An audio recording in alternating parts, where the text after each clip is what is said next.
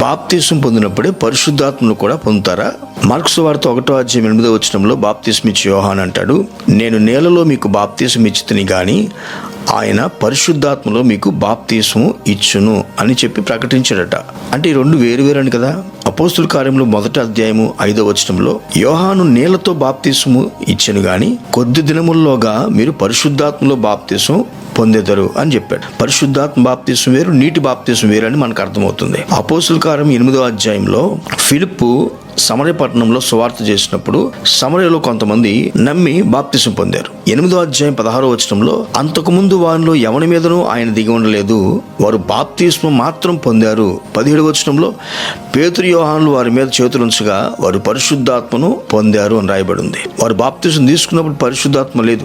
ఎవరైతే బాప్తిసం పొందారో వారి మీద చేతులుంచినప్పుడు పరిశుద్ధాత్మ అప్పుడు దిగారని బైబిల్ చెప్పింది. అంటే ఈ రెండు సందర్భాలు. అపోస్తుల కార్యం 19 5-6 మనం చూస్తే పౌలు కూడా అక్కడ 12 మందికి సరైన బాప్తిసం ఇచ్చి ఆ తర్వాత వారి మీద చేతులుంచగా పరిశుద్ధాత్మ వారు పొందారని బైబిల్ చెప్పింది. కొందరు ఏమంటున్నారంటే 1 కొరింథీయులకు రాసిన పత్రిక 12:3 పరిశుద్ధాత్మ వలన తప్ప ఎవరును యేసు ప్రభు అని చెప్పలేడని, పరిశుద్ధాత్మ వారు లేకపోతే యేసు ప్రభు అని ఎలా ఒప్పుకున్నారు అంటున్నారు. మరొక చోట కూడా నీతిని గురించి, పాపాన్ని గురించి, తీర్పుని గురించి ఒప్పింపు చేసేది పరిశుద్ధాత్మ కనుక ఒకడు పాపాన్ని నిమిత్తమై పశ్చాత్తాపడాలంటే పరిశుద్ధాత్మ కావాలి. పరిశుద్ధాత్మే లేకపోతే రక్షణే ఒక వ్యక్తి పొందరు కదా అంటున్నారు.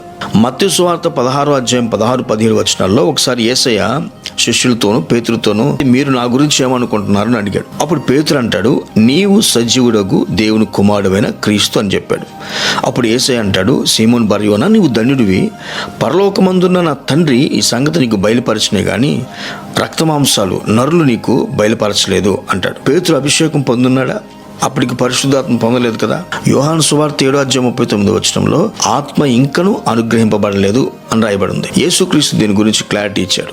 ఏంటంటే యోహాను సువార్త 14:17 పరిశుద్ధాత్మ వచ్చినప్పుడు ఆయన మీతో కూడా నివసించును, మీలో ఉండును అని రాశాడు. పరిశుద్ధాత్మ వారిలో లేనప్పుడు వారితో ఉన్నాడు. సో ఈరోజు ఏ సువార్త జరుగుతున్నా తీర్పుని గురించి, పాపాన్ని గురించి, నీతిని గురించి ఒప్పింపు చేయబడాలంటే పరిశుద్ధాత్మ కావాలి. వారితో పరిశుద్ధాత్మ ఉంటాడు, అయితే వారిలో ఉండడు. పెంతెకోస్తు అనుభవం తర్వాత పరిశుద్ధాత్మ వారిలో ఉన్నాడు, పెంతెకోస్తుకు ముందు వారితో ఉన్నాడు.